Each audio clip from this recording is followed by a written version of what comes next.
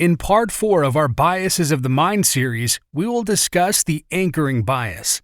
The anchoring bias is a cognitive bias that causes us to depend too heavily on the first piece of information we receive to make our decisions or judgments. Once this anchor is set, following judgments or decisions are made by adjusting away from that anchor instead of evaluating it with a clear mind. This psychological anchoring is the cause of our preconceived notions and limits our ability to have new, fresh experiences. For example, we all know how important first impressions are, but have you ever thought about why they're so important? Our tendency to define someone or something based on our first impression of that person or thing is a part of human nature. In fact, recent studies have shown that most of our picture is painted within the first 20 seconds.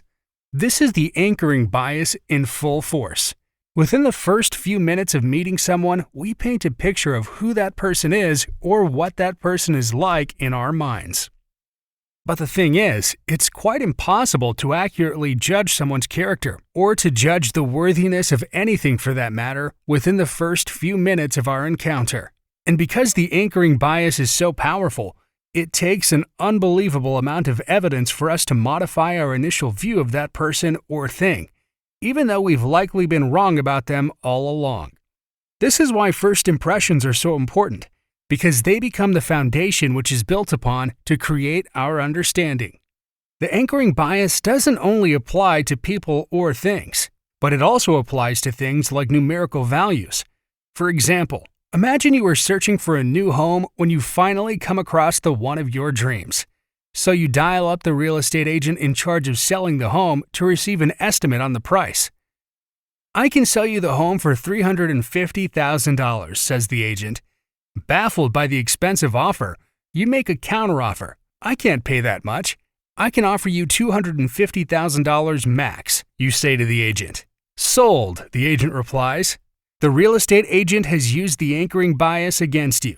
Initially, he was actually looking to sell the house for only $200,000, but by making the initial offer extremely overpriced and anchoring that value in your mind, you now feel you've gotten a stellar deal when you've just paid full price for the home. To overcome this bias, there are a couple of things we can do. First, as with any cognitive bias, we must become aware that it exists. Until we do this, there is nothing we can do.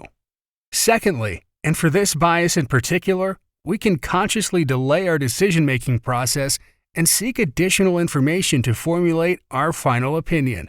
By delaying our decision-making process, we give ourselves more time to formulate more accurate and longer-lasting judgments.